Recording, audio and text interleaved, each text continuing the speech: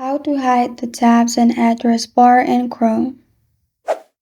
Hi everyone, I'm here to assist you today without any delay. Let's jump right in.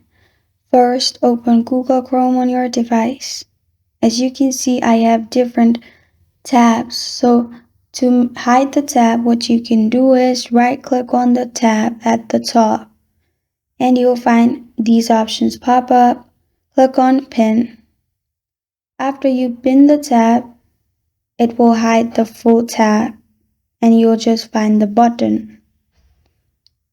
If you want the whole address bar to disappear, what you can do is simply click on F11 key on your keyboard and it will hide all the address bar and you'll be able to use Chrome in this way as well.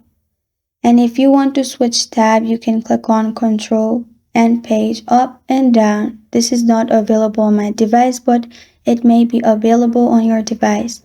And to go out from this tab, you can click on F11 on your keyboard again, and you will be back like your previous tabs. And this is how to hide the tabs and address bar in Chrome. Thank you for joining me today. If this video helps you out, please leave a like and subscribe for more. Got a question or want to suggest a topic? Comment below. Thank you for watching.